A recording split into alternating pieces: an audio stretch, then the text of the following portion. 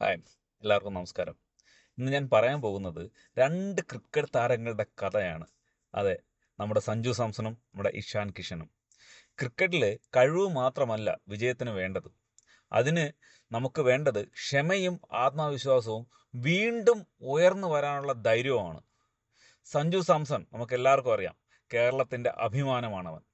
അവന് വലിയ കഴിവുണ്ടെങ്കിലും പലപ്പോഴും നമ്മൾ കണ്ടിട്ടുണ്ട് ടീമിൽ അവസരം ലഭിക്കാതെ പുറത്തായിരുന്നു. ടീമിൽ അവസരം ലഭിച്ചിട്ടും നല്ലപോലെ കളിക്കാൻ പറ്റിയില്ല. എല്ലാവരും വിമർശിച്ചായിരുന്നു പുള്ളിക്കാരനെ കുറിച്ച്. സ്ഥിരതയില്ല, അവസരം ഉപയോഗിക്കുന്നില്ല എന്നിങ്ങനെ. പക്ഷേ സഞ്ജു ഒരിക്കലും അവൻ്റെ ആത്മവിശ്വാസം കൈവിട്ടില്ല.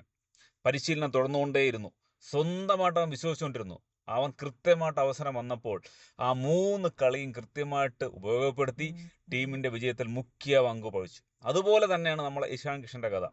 ഒരു ഘട്ടത്തിൽ ഇന്ത്യൻ ടീമിൽ നിന്ന് അവൻ പുറത്തായിരുന്നു. എന്നിട്ട് പുള്ളിക്കാരൻ പോയി ജാർഖണ്ഡ് ടീമിനെ 2020 മുസ്താഖ് അലി ട്രോഫിയിൽ വിജയിപ്പിച്ച് അതേപോലെ കഷ്ടപ്പെട്ട് പരിശ്രമിച്ച് അവർ മുന്നേറി. അവർ രണ്ടുപേരും ഇന്ത്യൻ ടീമിലെത്തി. അവർ രണ്ടുപേരും നമ്മുടെ ഈ 2020 വേൾഡ് കപ്പ് ഇന്ത്യ ജയിക്കാനായിട്ട് വളരെ അധികം വലിയൊരു ഭാഗമായിട്ടുണ്ട്. ഇതെന്താണ് നമ്മളെ പഠിപ്പിക്കുന്നത്?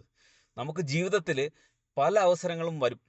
ഓക്കെ, ചിലപ്പോൾ നമുക്കത് ഉപയോഗപ്പെടുത്താൻ പറ്റത്തില്ല. പക്ഷെ എങ്കിലും നമ്മൾ ആ സ്വപ്നങ്ങൾ കാണുന്ന ഒരിക്കലും നിർത്താൻ പാടില്ല.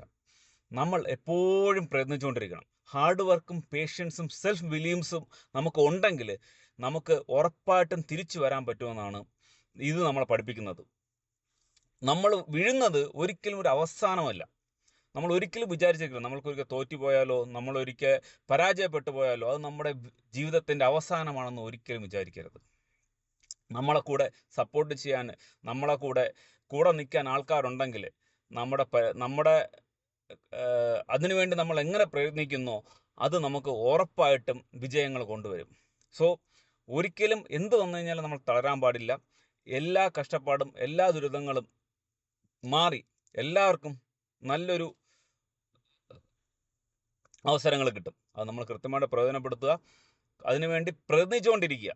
അല്ലാതെ ഇപ്പോൾ വരും, ഞാൻ അതിനുവേണ്ടി പോയി, ഞാനത് കഷ്ടപ്പെട്ടെന്ന് പറഞ്ഞ് ഒരിക്കലും ഡിസപ്പോയിൻ്റ് ആവാതെ നമ്മൾ അതിനുവേണ്ടി വേണ്ടി കഷ്ടപ്പെട്ടുകൊണ്ടിരുന്നു കഴിഞ്ഞാൽ ഉറപ്പായിട്ട് നമുക്ക് വിജയം കിട്ടും. So all the best every one, have A great day.